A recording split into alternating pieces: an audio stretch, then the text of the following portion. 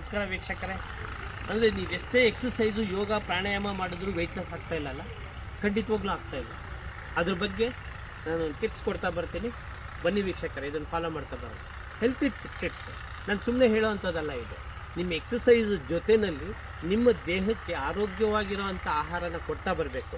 ನಾವು ತಿನ್ನೋವಂಥ ಆಹಾರದಲ್ಲಿ ಕರೆಕ್ಟಾಗಿ ವಿಟಮಿನ್ಸು, ಮಿನರಲ್ಸು ಮತ್ತು ಪ್ರೋಟೀನು ಮತ್ತು ಕಾರ್ಬೋಹೈಡ್ರೇಟ್ಸು ಎಲ್ಲ ಇದೆಯಾ, ಫ್ಯಾಟ್ ಕಂಟೆಂಟ್ಸ್ ಎಲ್ಲ ಇದೆಯಾ ಅಂದರೆ healthy fats, not for the bad fats. So ಇದನ್ನೆಲ್ಲ ಇದೆಯಾ ಅಂತ ನಾವು ಅಬ್ಸರ್ವ್ ಮಾಡ್ತಾ ಬರಬೇಕು. ನಮ್ಮ ಎಕ್ಸಸೈಸು ಬರೀ 20% ಸಾಕು ನಮ್ಮ ದೇಹಕ್ಕೆ. ನಾನು ತುಂಬ ಎಕ್ಸಸೈಸ್ ಮಾಡಿಬಿಟ್ಟೆ, ನಾನು ದಪ್ಪ ಆಗಿದ್ದೀನಿ, ಸಣ್ಣ ಆಗ್ತಾಯಿಲ್ಲ, ಅದಕ್ಕೋಸ್ಕರ ಮಾಡ್ತಾಯಿದ್ದೀನಿ, ಖಂಡಿತವಾಗ್ಲೂ ಅದು ತಪ್ಪು ಭಾವನೆನ ಬೇಡ. Exercise 20% is enough. ಹಾಗಾಗಿ ವೀಕ್ಷಕರೇ, ನಾವೆಷ್ಟು ಸಾಧ್ಯ ಆಗುತ್ತೋ ಅಷ್ಟು ಹೆಲ್ತಿ ಫುಡ್ನ ಕೊಡ್ತಾ ಬರೋಣ. ಅದನ್ನು ಇದ್ರ ಬಗ್ಗೆ ನಾನು ಟಿಪ್ಸ್ ಹೇಳ್ಕೊಡ್ತಾ ಹೋಗ್ತಿರ್ತೀನಿ. ಅದಕ್ಕಿಂತ ಮೊದಲು ಯೋಗ ವಿತ್ ಲೋಕೇಶ ನಮ್ಮ ಚಾನಲ್ನ ಸಬ್ಸ್ಕ್ರೈಬ್ ಮಾಡಿ ನೋಡ್ತಾ ಬನ್ನಿ. ಖಂಡಿತವಾಗ್ಲೂ ಪ್ರತಿ ಇದರಲ್ಲೂ ನಾನು ಹೆಲ್ತಿ ಟಿಪ್ಸ್ನ ಕೊಡ್ತಾ ಬರ್ತಿರ್ತೀನಿ. Thank you.